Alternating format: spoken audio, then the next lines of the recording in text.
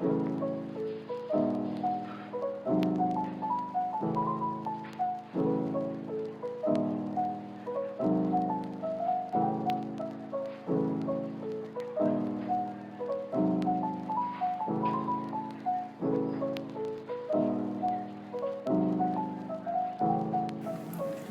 saith the Lord, stand ye in the ways, and see, and ask for the old paths, where is the good way, and walk therein, and ye shall find rest for your soul. You are now listening to the Old Paths Podcast, hosted by Brother Reggie Paige. All right, peace and blessings, everyone, and welcome back to the Old Paths Podcast, aka the OP Podcast. And yes, OP stands for overpowered, and that's not because I am overpowered, but it is He, the Most High God, who is overpowered in the good and only sense. Thank you for joining me, and I am your host, Brother Reggie Paige, and this is episode 4.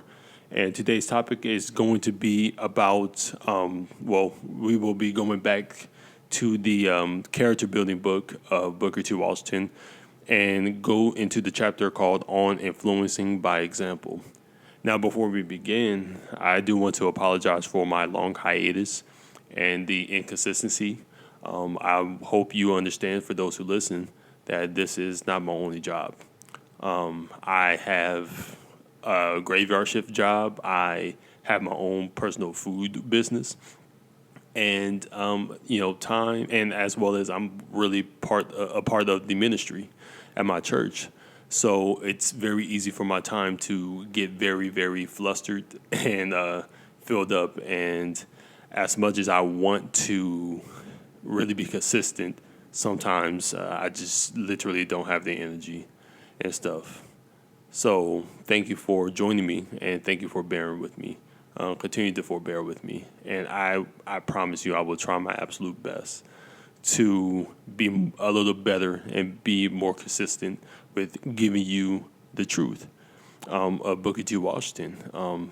And when we go into this section called On Influencing by Example, I think you will really enjoy it. Now, to go into the subject, in this speech, Booker T. Washington will be telling the story of when he was in Cincinnati, meeting with a group of impressive young gentlemen. And here he is going to talk about what it means to be a gentleman and some tips on how to live a good and moral life, with the idea in the back of one's head that people are watching and we have to be good example for others. Also, we will dive into an interesting topic about city life versus small town life. And, we'll see. I might save that for another episode. But without belaboring, let us go into the speech. So he states, a few evenings ago, while in Cincinnati, I was very pleasantly surprised after speaking at a large meeting to be invited by a company of young colored men to attend for a few minutes a reception at their club room. I expected, when I went to the place designated, to find a number of young men who perhaps had hired a room and fitted it up for the purpose of gratifying their own selfish pleasures. I found that this was not the case. Instead, I found 15 young men whose ages ranged from 18 to 20 years who had banded themselves together in a club known as the Winona Club for the purpose of improving themselves, and further, for the purpose, so far as possible, of getting hold of other young colored men in the city who were inclined in the wrong direction. I found the room beautifully fitted up, with a carpet on the floor, with beautiful pictures upon the walls, with books and pictures in their little library, and with 15 of the brightest, most honest, and cleanest looking young men that it has been my pleasure to meet for a very long time. It was a very pleasant surprise to find these young men, especially in the midst of the temptations of a northern city, in the midst of evil surroundings, banded together for influencing others in the right direction. These young men came together and at their first meeting said that they were going to band themselves together for the purpose of improving themselves and helping others.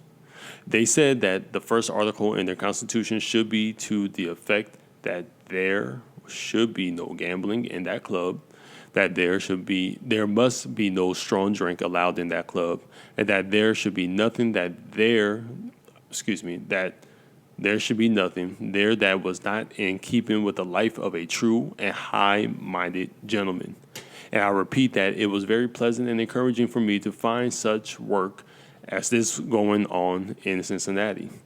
What was equally gratifying and surprising was that at the close of the reception, they presented me with a neat sum of money, with which they had collected, and asked that this money be used to defray the expenses of some student at their school hill.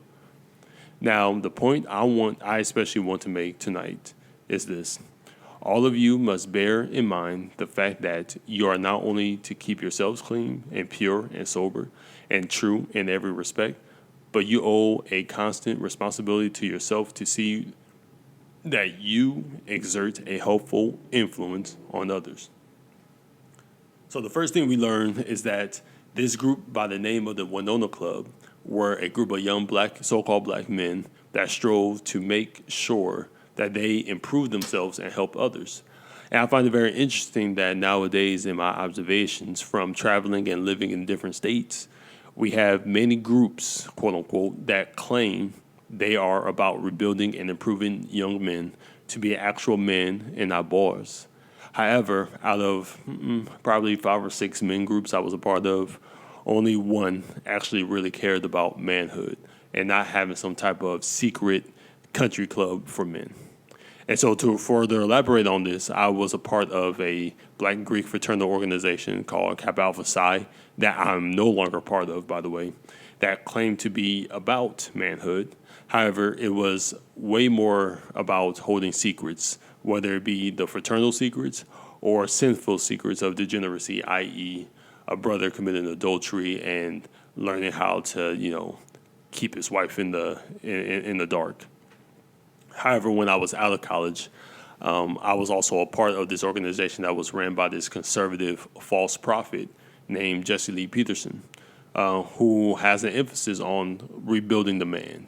But unless you worshiped him and his philosophy to the fullest, talking about Jesse Lee Peterson's philosophy, it was pretty much null and void of manhood. And yes, there were many who did grow up, in a sense, but the boys that dealt with Mr. Peterson still remained boys and were deceived knowing the truth about Jesus Christ. And why is that important? We'll get to it very, very soon. But back when I was in college, I was a part of another organization called ME, like M-E, right? Which was an acronym for Men of Enlightenment. It was actually ran by my mentor, Dr. Antonio Henley, and me and him are still actually in strong communication to this day, and I thank God for our relationship for growing since then. But my mentor, he had a heart for the young so-called black and brown men that needed help and possibly wanted to pursue a higher education. Besides myself, the young men that I was blessed to interact with were at one point on the wrong path. But after dealing with the ME program and Dr. Henley, there was a huge change in not only the way they would dress, but how they would walk, how they would speak. I mean, just a whole lifestyle change. One brother I knew who had a low GPA, a lot of pride, and had a good reputation of being kind of a brawler. And this is not him in high school. I'm talking about in college. This was him. After he was dealing with Dr. Henley, he became sensible. He became more responsible, and he really did grow right before my eyes to be a respectful leader amongst us. And now I believe he has a PhD to be a dentist, right? And I remember him talking about that all the time, like, man, look, I did all these things, and you know what? I'm gonna make a change. I'm gonna get my PhD. I'm gonna be a doctor. And he, by the grace of God, he became one. And I praise the Lord for that. And he does give a lot of credit to the program and Dr. Henley, right, who, in my opinion, was a very great definition and a great image of a true and high-minded gentleman. From the way he dressed, the way he talked. I mean, I swear I never heard this man curse. I never heard this man curse. The way he talked was very academic. When he's chewing you out, it's like the most intellectual way. right? But the way he dressed in a suit and tie every day. The way he walked with his chest up, chest out, head up high, and everything.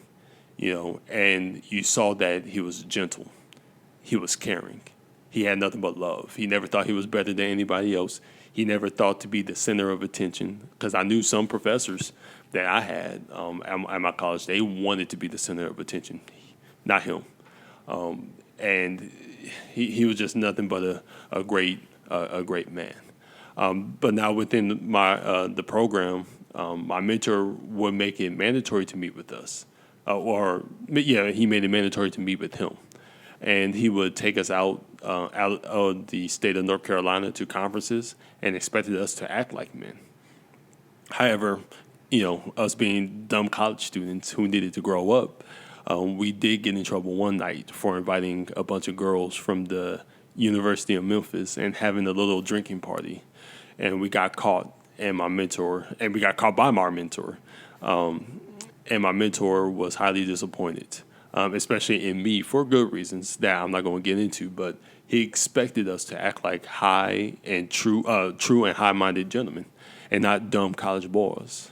And going back to Booker T. Washington, it is very important to notice that this group of young men about 18 to 20 years old, had rules of how a man is supposed to conduct themselves. I mean, today, what 18 to 20-year-old men will have a club that's had rules about no gambling, nor giving themselves a strong drink? Let that sit in. That's a rarity. I mean, just reading that is like surprising. Because again, 18, 20 years old, I mean, that's college age.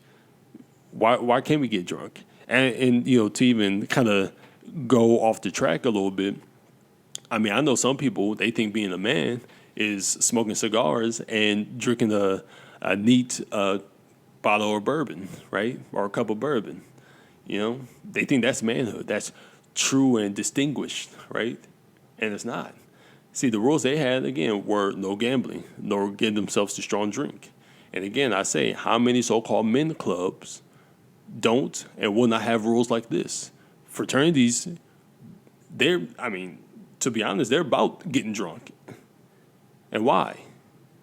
And why won't they have rules like this? Simply because they have zero idea what it means to be a true and actual high-minded gentleman. So what is a gentleman? According to Webster's 1828 dictionary, a gentleman is a man of good breeding, politeness, and civil manners, as distinguished from the vulgar and clownish. In short, a gentleman ain't a fool out here getting drunk and sinning in secret or openly. You should know a gentleman by the way he acts. And it's very clear how a gentleman is supposed to be different from a fool. The best example of a gentleman that I will give, besides Dr. Henley, is the perfect gentleman, Jesus Christ. Jesus Christ was gentle, and you can't be a gentleman without being gentle. Many folks think being gentle means being overly nice and weak. Being gentle, however, means to be polite, graceful, well-mannered, just like Christ was. Another definition for gentle was being elegantly dressed, right? So again, a gentleman should be wearing suit and ties or polo shirts and khakis, right? He shouldn't be dressing like a degenerate, right? A clown. In the Bible, we are told in Deuteronomy, the 22nd chapter of the 5th verse, the woman shall not wear that which pertaineth unto a man, neither shall a man put on a woman's garment, for all that do so are abomination unto the Lord thy God. So, ladies, don't try to dress like a man and call yourself a child of God. A man, I swear, if I see any of y'all in those god-awful booty shorts while y'all playing basketball, don't you call yourself a man either, especially a man of God. 1 Timothy chapters 2, verse 9 states this, in like manner also, that women adorn themselves in modest apparel with shamefacedness and sobriety, not with broided hair or gold or pearls or costly array. What does shamefacedness means? Shamefacedness means to have a face of modesty. So when someone says something that may offend you, you should not be out here giving people the stink look or rolling your eyes, right? It's funny when we are raising a child and the child rolls their eyes at you or visibly is ignoring you and giving you attitude in their face, we punish them. But as adults, we almost approve that behavior nowadays. And that is not shamefacedness, right? Giving people the stank look because they say something that makes you uncomfortable. And it's probably the truth too, right? But you giving them the stank face, the stank look, you rolling their eyes. That's not how a lady or a gentleman is supposed to act. Again, you should try to always be looking modest, even by the look of your face. And there's nothing wrong with people not being able to read you. One thing that people hate about me is that I'm hard to read, and I'm happy about that because I don't want you to read me. I should not be predictable, right? And besides, I just don't wear my emotions on my sleeves unless I'm just going through it. And, of course, obviously it's hard to do that. But for the most part, I have a reputation of being hard to read. And to be honest, that's a good thing. That's a good thing. I'm aware that also in this in this verse of 1 Timothy, it is focusing on the females, but this also applies to you men as well. To go deeper and explain more on the braided hair, gold, and jewelry aspect, men should not be walking around shirtless, tatted up with all types of jewelry adorned upon them. When a woman or man dresses like such, what they are trying to be is more or less the center of attention. We see this so much in our society today. See, our society preaches a pride culture. Let's be prideful. It's okay to be pride. Gay pride, black pride, just be pride. Have so much pride. And pride goes before destruction, the Bible says. But again, look at our society today. Females dressing half naked so they can have men lust and drool after them, like they're walking the stroll on the block. And you got fathers allowing their daughters to dress like whores.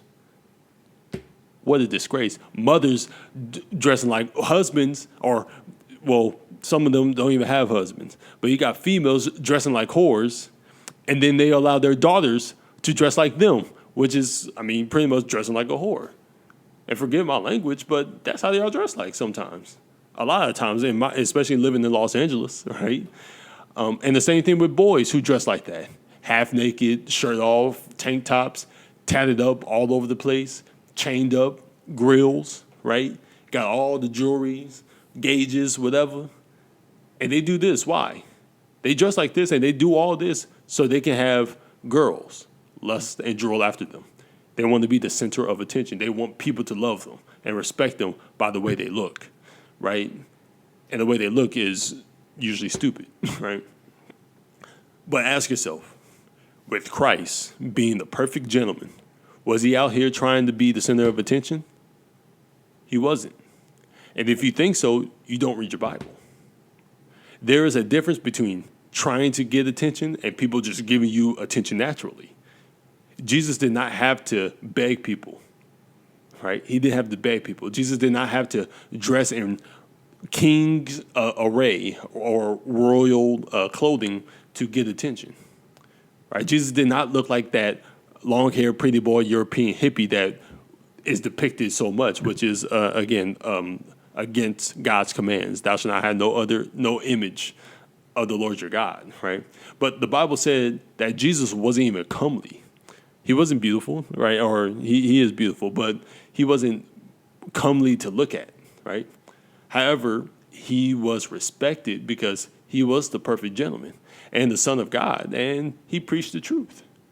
But furthermore, Jesus spent a lot of time trying to weed out those who really wanted to follow him. Needless to say, he didn't want no fake people with him. See, people who dress with all those arrays, they want fake people they want to be friends with fake people because they care about vain things. Jesus did not. Jesus did not spend a lot of time trying to have people love him or love him in the vainest way. He wanted people to love him in spirit and in truth, worship him in spirit and in truth, follow him in spirit and in truth. Needless to say, A gentleman does not need to be the center of attention, nor does he dress like he is the center of attention. A gentleman or lady dresses with respect, and people will look at him or her and treat them with respect. Again, image does say something. You can try to erase it. I know we live in a society where you think it's okay to dress like a slut and people to treat you like a lady. Stop it. If you dress like a whore or a dumb nigga, don't be surprised when people look at you and treat you not like a lady or a gentleman, but instead treat you like a whore or a degenerate. Another thing, a gentleman or lady should be sober, right? They do not get drunk. Did you see Jesus get drunk? And I know some of you smart Alex will try to bring up Jesus turning up when he turned water into wine. However, a simple Bible study will show you that that's not true.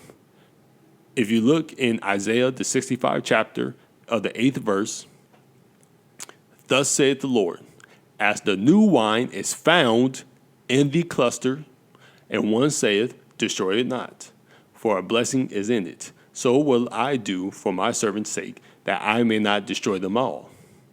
What is wine straight from the clusters? It is grape juice. Period. So Jesus just made grape juice.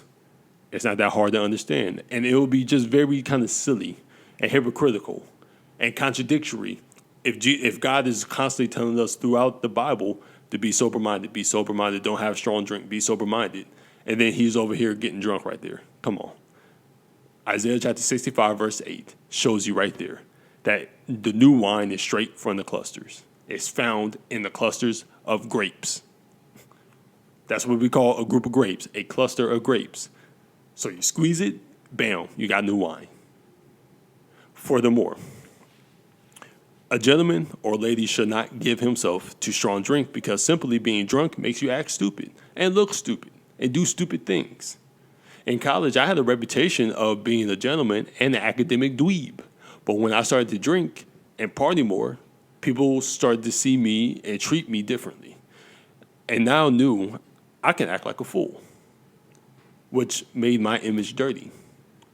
People, we should care about our image. In Proverbs chapter 22, verse 1 says this, a good name is rather to be chosen than great riches, and loving favor rather than silver and gold. See, a gentleman must have a good name. And the only way he will have a good name is by the way he actually lives his life in both private and public. A gentleman and lady should be modest in dress and in speech, so he shouldn't be talking like a sailor and be cursing in every sentence or be making vulgar jokes. He should not give himself to strong drink because how can a high-minded individual be high-minded when they dumb themselves down with drugs or alcohol? A gentleman or lady should be polite. Check this out, brothers. Open the door for the ladies. And ladies, stop being stubborn and just let the man open the door for you. Just submit to it. A gentleman is also well-studied and wise, and it is nothing wrong to look like such and act like such. We'll stop right here and continue on with the next section of this speech because Booker T. Washington speaks on the topic that deserves its own episode. But in conclusion, men, act like a gentleman the way God acts. Jesus Christ is your perfect example of a perfect gentleman. Be sober. Don't give people the stank look. Be high-minded. Dress modestly. Speak modestly. And the list goes on and goes on and on and on. But hey, that's just the low-down gospel truth. Thank you for watching, and we'll continue with the second section of the speech on influencing by example. But if you enjoyed this episode, please do like, comment, and subscribe, and share it. Share the knowledge unto all your friends and family. And remember, the truth shall make you free. May the God of all knowledge have mercy and grace upon you. Peace.